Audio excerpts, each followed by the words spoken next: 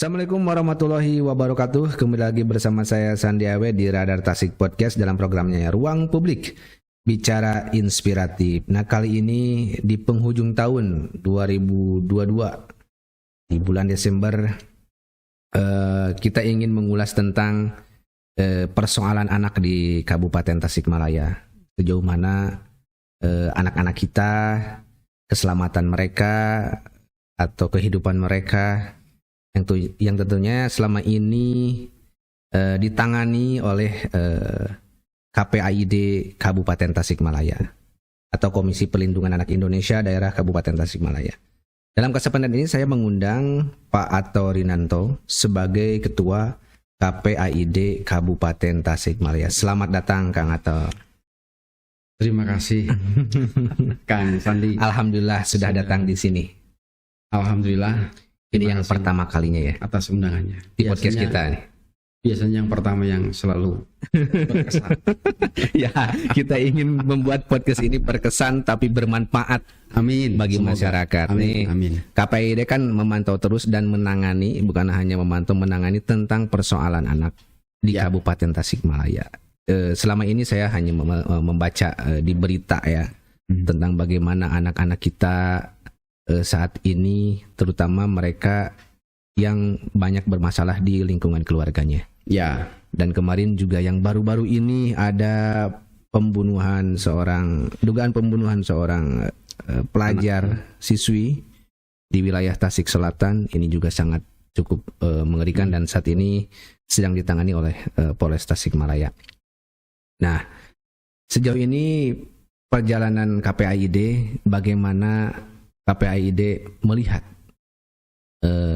sesuatu atau kasus-kasus anak yang identik di Kabupaten Tasikmalaya? Mungkin dari tahun-tahun sejak KPAID berdiri sampai sekarang atau tahun ini, bagaimana sih kasus anak sejauh ini? Ya. Jadi ketika kita berbicara tren kasus, Kang Sandi, maka trennya itu dari tahun ke tahun selalu mengalami peningkatan. Mengalami peningkatan? Ya. Kemudian yang kedua, trennya juga dari bobot kasus itu dari tahun ke tahun itu semakin berat. Semakin berat, semakin berat. Meningkat. Ya. Waduh. Gitu. Terus yang ketiga, kecepatan kejahatan kekerasan pada anak, termasuk kekerasan seksual. Kecepatannya itu adalah melebihi kecepatan logika kita. Yang menurut kita tidak mungkin terjadi, itu terjadi pada kita. Misalkan incest gitu. Atau misalkan yang terakhir, yang kemarin rame di salah satu kecamatan di kita. Tidak mungkin anak dibunuh secara keji, tapi faktanya ada di kita. Gitu. Tidak mungkin anak digauli sampai berkali-kali sama ayah kandungnya kemudian punya anak, ternyata juga ada di kita. Gitu. Ada di kita. Jadi artinya bahwa perkembangan sosial yang memang hari ini berjalan lebih cepat, kadang-kadang berdampak pada sebuah persoalan sosial. Kejahatan sosial, termasuk kejahatan pada anak. Kecepatannya tadi saya sampaikan melebihi logika kita. Yang menurut kita tidak mungkin terjadi di kita, dan itu terjadi. Gitu. Sehingga selama saya mungkin 5 tahun lebih menjadi ketua KPAI di Kabupaten Tasikmalaya, di awal-awal kita hanya menangani kasus itu, angkanya hanya ada 27 kasus. 27 kasus. Di tahun berikutnya, kemudian di tahun 2018 dari 27 naik menjadi 50 sekian kasus. Trennya naik sampai kemudian di titik ini hampir menyentuh di angka 100 kasus. Itu di kita. Dan ini mayoritas 68% dalam catatan kami itu didominasi oleh kasus cabul. Kasus cabul terhadap anak. Nanti Kang Sandi bisa cek. Kebetulan kan di Kabupaten Tasikmalaya ini ada 2 wilayah hukum, Polres Kota dan Polres Kabupaten. Iya. Itu boleh dicek dari tahun ke tahun. Nah, sekarang akhir tahun nih. Kasus itu didominasi oleh kasus anak. Baik catatan yang ada di Polres Kota ataupun catatan yang ada di Polres Kabupaten. Itu berdasarkan data yang memang kita himpun di tahun 2021 dan hari ini juga sama. Dan kemudian dari kasus anak itu didominasi kembali oleh kasus cabul. Gitu. Ini yang kemudian menjadi persoalan buat kita. Terus selanjutnya, apakah persoalan cabul ini juga menjadi persoalan besar gitu? Iya. Ternyata juga tidak. Ada persoalan yang mungkin jauh lebih besar. Kalau kasus cabul itu terdeteksi, ada korbannya, ada pelakunya, sanksi hukumnya jelas, pola pendampingannya jelas. Itu kalau pelakunya anak juga sudah diatur di dalam undang-undang. Kalaupun pelakunya juga ada P2 TP2A. Sekarang di Kabupaten Tasikmalaya ada UPT, perlindungan anak dan pemberdayaan perempuan gitu. Perangkatnya digital lengkap. Tapi muncul persoalan ketika anak-anak kita sudah mulai digerogoti dengan penyakit-penyakit dalam tanda kutip, mohon maaf, penyuka sesama jenis. Penyuka sesama jenis. Ya. Gitu. Apakah KPID berbicara seperti itu memang ada gejala ke arah sana? Anak-anak kita yang berkasus. Tahun 2018 akhir, kami pernah concern di wilayah itu.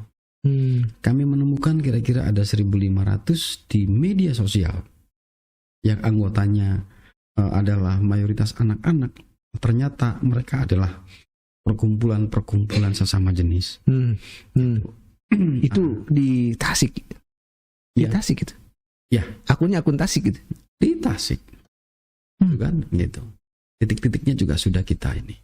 Bahkan hari ini juga kita di KPI kita membuka kerjasama dengan lembaga-lembaga pendidikan. Apakah itu SMP sederajat ataupun SMA sederajat, ataupun juga pondok-pondok pesantren. Itu bagaimana kita bisa mengobati atau bagaimana kita bisa mencari sebuah solusi deteksi dini supaya di mana terdapat tumpukan anak lebih banyak itu tidak memunculkan potensi penyuka sesama jenis. Itu. Yang jadi persoalan Kang Sandi, ini kan tidak bisa didetek. Iya. Deteksi dininya itu kan dari rumah, gitu kan? Iya, betul. Gitu, dari rumah gitu. Deteksi dininya. Kalau deteksi dini ini juga jebol. Deteksi sekolah juga jebol. Gitu. Di sela-sela akses yang begitu mudah dengan media sosial, maka ini yang kemudian jadi persoalan. Gitu. Jadi sejatinya adalah kompleksitas persoalan masalah anak adalah bagaimana melindungi anak secara utuh, itu yang di situ. Ini adalah PR kita bersama. Kalau tahun ini Kang, kalau bentuk pencabulan kan tadi mayoritas sekitar 68%. Nah, pencabulan yang di sini 68% itu kebanyakan yang sesama jenis atau tidak? Kalau sesama jenis sebetulnya masih dihitung dengan jari kasus yang memang masuk di kita. Gitu. Cabul di sini itu kan Kang Sandi, ada cabul, ada pelecehan seksual, ada perkosaan. Gitu kan. Jadi misalkan di dalam 1 bulan terakhir KPAI kemudian dengan pemerintah daerah gitu ya, kita menangani kasus itu kurang lebih ada 8 kasus cabul. Gitu. 1 bulan terakhir. Di dalam 1 bulan. Di dalam 1 bulan terakhir. Itu ada ayah kandung mencabuli anak kandungnya, ada ayah sambung mencabuli anak sambungnya. Kemudian ada anak yang dari SMP sampai dia kuliah dicabuli oleh diduga orang dekat dengan orang tuanya. Kemudian hari ini kita menangani kasus di salah satu kecamatan terpencil. Ternyata dia digauli oleh orang yang usianya lebih dari 60 tahun sampai punya anak. Sampai punya anak. Itu kemudian dia lapor ke KPAI pada saat anak itu lahir di usia yang ke-15. Gitu, Pak Ketua, anak ini masih belum punya nama, kami mohon didampingi dan kami laporkan. Dan ternyata pelakunya lebih dari 1. Gitu. Kemudian ada anak usia balita diperkosa oleh anak usia 15 tahun. Di kita ada. Itu artinya bahwa persoalan ini memang begitu kompleks gitu.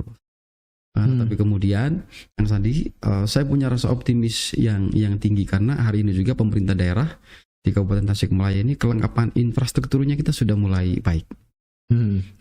Kalau dulu ada TP2A, sekarang merespon itu pemerintah daerah Kabupaten Tasikmalaya sudah mulai membentuk UPT. Nanti itu akan ada tiap-tiap daerah, tiap-tiap wilayah yang ada di Kabupaten Tasikmalaya. Gitu. Ini adalah sebuah solusi yang memang saya pikir dalam kerangka merespon peristiwa-peristiwa yang memang hari ini berkembang di Kabupaten Tasikmalaya. Dan kita sebetulnya dari sisi infrastruktur regulasi kita juga lebih lengkap sebetulnya. Itu sehingga hal ini tidak menyulitkan gitu di dalam bekerja. Contoh misalkan kita terkoneksi baik dengan APH, terkoneksi baik juga dengan kelengkapan yang ada di pemerintah daerah seperti visum kita gratis. Berbeda di tempat yang lain yang harus bayar. Gitu. Ini adalah sebuah respon, sebuah proses kolaborasi yang memang hari ini kita bangun di dalam kerangka menjawab gitu persoalan yang memang dari hari ke hari, dari waktu ke waktu, dari tahun ke tahun selalu saja mengalami peningkatan, dan dari tahun ke tahun bahwa sesuatu yang tidak mungkin terjadi ternyata terjadi di kita. Mengerikan nih. Ini Kang, dari mungkin KPED juga menanyai pelaku ya. Ya. Apa sih yang menyebabkan tadi yang incest itu orang tua ke anaknya? Apa yang menyebabkan pelaku ini melakukan hal seperti itu? Tentu saya akan berbicara berdasarkan data ya, data yang ada pada kami. Kenapa sampai melakukan itu? Kok tega? Gitu. Apakah tidak sadar? Ya memang kalau yang lebih mendasar saya pikir ya karena faktor keimanan lah ya, gitu. Tetapi juga selain daripada itu ada yang memang perlu saya sampaikan. Yang pertama, satu hari saya menangani kasus cabul, di mana kasus cabul ini dalam tanda kutip pelakunya adalah oknum guru ngaji, gitu, oknum guru ngaji. Kemudian di situ Kang Sandi saya tanya, kenapa Anda melakukan itu? Tidak cantikkah istri Anda? Cantik. Kemudian saya tanya lagi, tidak menarikkah istri Anda? Menarik. Tidak memuaskankah? Apakah istri Anda sudah tidak lagi memuaskan? Terus apa yang menyebabkan Anda seperti itu? Di situ jawabannya adalah, mohon maaf Pak, saya terlalu sering membuka konten-konten porno di HP saya. Yang saya maksud adalah gitu, seorang guru ngaji saja kadang-kadang terperdaya oleh media sosial. Apalagi anak-anak kita, apalagi kita. Ini yang saya pikir menjadi bahan sebuah renungan buat kita. Artinya bahwa kecepatan media sosial hari ini, kemudahan media sosial baik. Tetapi di sisi lain, di sela-sela baik itu ada titik-titik yang memang perlu kita antisipasi. Ada titik-titik yang memang ini mungkin berbahaya buat anak-anak kita dan juga buat kita. Gitu, dan juga buat kita gitu. Karena ada beberapa kasus ketika anak itu menjadi pelaku, kemudian saya tanya, kenapa kamu melakukan itu, Dek? Karena pelakunya masih anak-anak. Kemudian ketika saya tanya, itu kamu terinspirasi dari mana? Ada ide dari mana ketika kamu melakukan seperti itu? Ketika saya tanya seperti itu, ternyata dia mungkin orang tuanya lupa menghapus video-video yang tidak senonoh dari HP kedua orang tuanya. Ternyata tanpa diketahui oleh orang tua, anaknya telah membuka video-videonya. Ini juga kemudian menjadi penyebab. Itu. Kemudian faktor-faktor yang lain saya pikir cukup variatif. Kenapa kemudian pelaku-pelaku itu melakukan seperti itu? Ada jenis penyakit dan yang lain-lainnya. Tetapi secara mayoritas saya menyikapi ini adalah dari pola pergaulan sosial. Gimana tuh maksudnya? Kang Sandi sudah dengar bahwa di Kabupaten Tasikmalaya sebetulnya sudah ada grooming. Pernah dengar nggak? Iya, pernah dengar. Ya, grooming itu juga terjadi di Kabupaten Tasikmalaya, menimpa juga anak-anak kita. Itu, dimana grooming ini adalah sekelompok orang atau entah siapa namanya, dia membuat akun yang tidak jelas, akun palsu mungkin kalau saya menyampaikannya. Kalaupun DP-nya juga DP bukan foto asli daripada orang itu, kemudian dia menyasar kepada anak-anak. Itu dia nyasar ke anak-anak SMP, dia menyasar ke anak-anak SMA. Nah, kemudian dengan modus operandinya seperti itu, dia ingin kenal. Awalnya mungkin dia hanya inbox, kemudian dari inbox itu kemudian menukar nomor WA. Dari nomor WA itu kemudian ternyata ada kecocokan, ada kenyamanan, sampai kemudian terjadilah pacaran tanpa dia harus ketemu. Dari pacaran itu kemudian anak-anak kita mulai terperdaya. Ya, dia awalnya mungkin hanya diminta foto biasa, tapi lama-lama kemudian anak kita sudah mulai terperdaya untuk diminta foto yang lebih dari itu, sampai kemudian diminta untuk melakukan perbuatan yang tidak senonoh, gitu. Yang kemudian terjebak anak-anak kita pada apa? Pada VCS, video call set, yang kemudian tanpa sadar kemudian direkam oleh si pelaku itu. Itu kemudian ketika direkam itu kemudian ini dijadikan alat untuk memeras anak-anak kita, untuk minta uang, untuk minta kuota dan lain sebagainya. Dan ketika tidak diikuti keinginannya, tidak diikuti kemauannya, maka kemudian video itu disebarkan ke teman-teman sekolahnya, sebarkan ke tetangga-tetangganya. Terjadi di kita, terjadi di kita. Di Kabupaten Tasik. Di Kabupaten Tasikmalaya. Artinya bahwa bahaya ini sudah sangat luar biasa, Kang Sandi. Bahaya ini sudah sangat luar biasa, sehingga kenapa dari waktu ke waktu di kita itu tinggi kasusnya. Saya hanya ingin katakan bahwa di Kabupaten Tasikmalaya tingkat kesadaran masyarakat untuk melapor ketika terjadi kekerasan seksual di kita sudah mulai tinggi. Itu di kita sering menyampaikan sosialisasi dalam bentuk apapun, termasuk mungkin di dalam forum ini, bahwa untuk lapor di KPHI, untuk lapor ke polisi tidak akan dipungut biaya seperak pun. Tidak dipungut biaya seperak pun. Maka sehingga saya sampaikan bahwa ketika Anda mendapati kekerasan kepada anak dalam bentuk apapun, atau ketika mendapati hak-hak anak yang terganggu oleh siapapun, maka laporkan kepada KPHI. Laporkan kepada pemerintah setempat, maka akan kami tindak lanjuti dan free. Gitu, tidak pungut biaya apapun. Gitu. Kemudian dari situ saya meyakini bahwa tingkat kesadaran meningkat, gitu. Sehingga kami di KPHI ini ada di tiap-tiap kecamatan kita ada satgas, ada satuan tugas, gitu, yang merupakan kepanjangan tangan komisioner, gitu. Sehingga untuk lapor itu tidak harus datang ke kantor KPHI karena jauh, gitu. Kalau misalkan di Karangjaya atau di mana, maka cukup kami yang akan datang ke sana. Gitu, ada satgasnya di daerah masing-masing. Ada satgasnya, gitu, sehingga ini memudahkan. Satgasnya tingkat kecamatan? Tingkat kecamatan.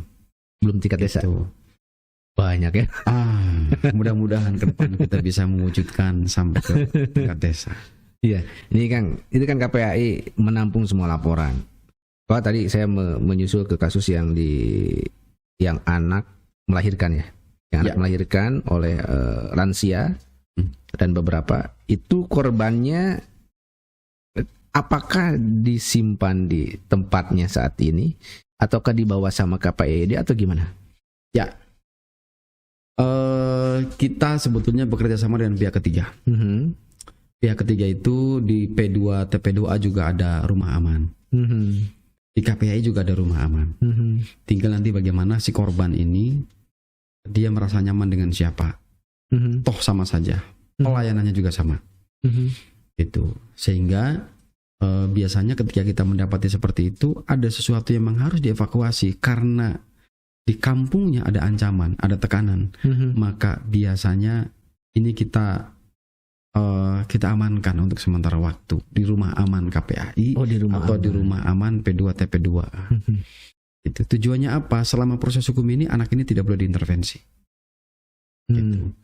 Di kecamatan itu adalah kami menduga dari laporan yang masuk ke KPAI bahwa setelah kasus ini dilaporkan ke kepolisian, nah, kemudian ada ancaman, gitu, ada ancaman, ada pressure dari salah satu terduga keluarga korban melakukan tekanan kepada keluarga korban, gitu, sehingga atas dasar itu keluarga korban berikut dengan anaknya yang masih sekarang sudah 20 hari itu kita amankan di rumah aman KPAI. Berarti korban dan keluarga korbannya diamankan. Karena ada tekanan dari pihak pelaku.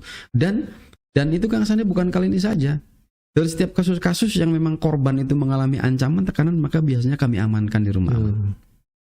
Gitu. Tapi setelah itu kembali lagi atau pindah atau gimana? Tentu yang berikutnya kami dengan stakeholder terkait melakukan edukasi itu kepada masyarakat.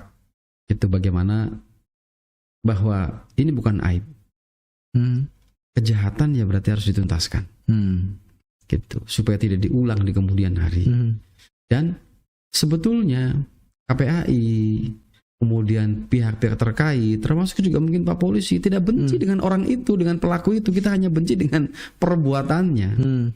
Itu kita hanya benci dengan perbuatannya, sehingga bahwa yang kami lakukan itu adalah atas dasar itu menghakimi atau mengadili perbuatannya, bukan orangnya. Gitu. Kami biasanya lakukan edukasi melalui pemerintah desa, sehingga ketika semuanya bisa menjadi aman, menjadi baik, maka biasanya baru kami kembalikan ke kampung halamannya. Berarti ini udah 21 hari? Bayinya yang 21 hari itu. Bayinya yang 21 hari. Kira-kira di kita kurang lebih sudah 8 hari lah. Itu pelakunya 3 orang? Sementara yang muncul dari pengakuan korban 4. Ya. 4 orang itu orang terdekat, saudara atau gimana? Tetangga atau apa? Orang dekat, tetangga kampung. Tapi tidak ada ikatan keluarga. Tidak ada ikatan keluarga. Cuma salah satunya ada yang lansia. Atau pelakunya semua lansia itu kan di atas 60 ya? Iya. Ada yang di atas 50, ada yang di atas 65. Ada yang di atas 50, ada yang di atas 65 gitu. Ya, hari ini prosesnya juga sudah ditangani oleh Polres Tasikmalaya. Mudah-mudahan dalam waktu dekat juga ini sudah bisa terselesaikan dengan baik. Itu kenapa kan hamil ya? Kenapa baru korban melapor sekarang atau baru diketahui sekarang? Ya, ada beberapa faktor yang Sandi. Yang pertama, relasi kuasa itu cukup kuat. Kadang-kadang orang untuk melapor itu dia mesti punya keberanian, mesti punya nyali. Artinya, biasanya kenapa dia tidak melapor karena takut. Itu. Beruntung kita masih punya korban ini masih punya tetangga-tetangga yang peduli.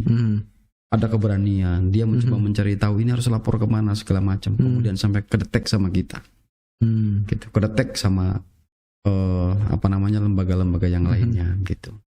Sehingga pada saat kami dalami, salah satu penyebab kenapa sih kok baru sekarang lapornya, dan bukan kali ini saja, di tempat-tempat yang lain pun juga kadang-kadang sudah sekian lama dia baru berani melapor. Gitu. Tetapi kami juga bisa memahami sebetulnya, karena kan untuk melapor itu yang tadi saya sampaikan butuh nyali, gitu, butuh nyali, gitu. Dan saya katakan bahwa yang namanya kejahatan pada anak di titik-titik tertentu pasti akan terbuka. Di titik-titik tertentu, kalau hari ini anak itu masih takut, besok belum tentu takut. Besoknya masih takut lagi, besoknya lagi dia belum tentu takut. Sampai kemudian terungkap karena dia muncul sebuah rasa keberanian. Gitu. Beruntung berbeda dengan peristiwa yang memang kemarin di Tasikmalaya sempat ada yang viral tuh di TikTok. Itu ada dugaan kekerasan seksual yang dilakukan oleh oknum kenek misalkan, rame kan gitu. Itu dia langsung mukul, langsung nendang segala macam. Itu kalau berani begitu bisa cepat, tapi untuk yang tidak berani dia hanya pasrah. Gitu. Sehingga ya melalui forum ini diantaranya bahwa kekerasan seksual yang terjadi pada anak, bullying itu akan terhenti ketika anak ini mau melakukan 2 hal. Yang pertama berani, yang kedua laporkan. Melaporkan siapa? Laporkan pada orang terdekat.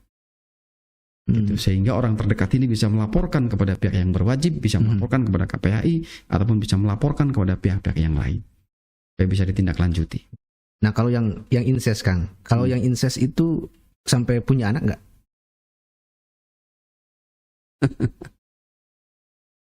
Kita sering cerita berkali-kali ya. Iya. Di kita itu ada incest, ada bapak menggauli anak, kemudian sampai punya anak 4, gitu. Sampai punya anak 4. Iya, dan anak 4 itu digauli lagi.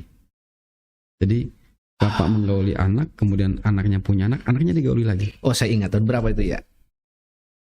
2017 akhir. Iya saya ingat. Ya, gitu.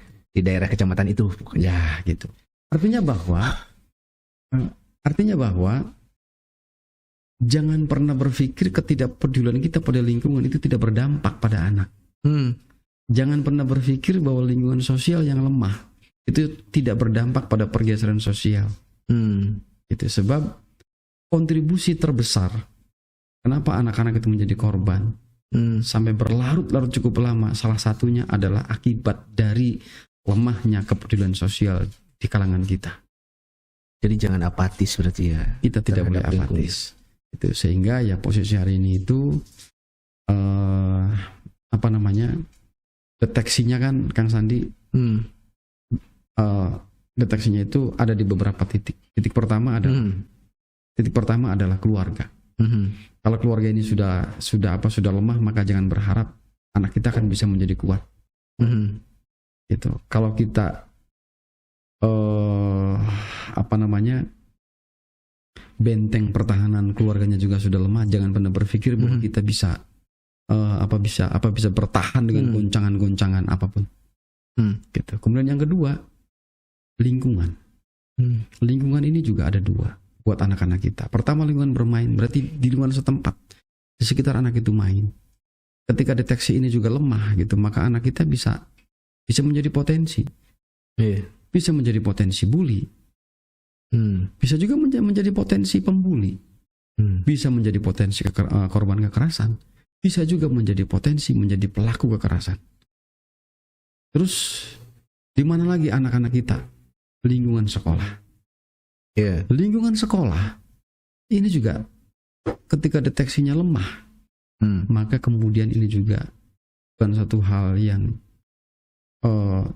aneh, yang asing kalau kemudian anak-anak kita juga bisa menjadi potensi dibully sama teman-temannya di sekolah.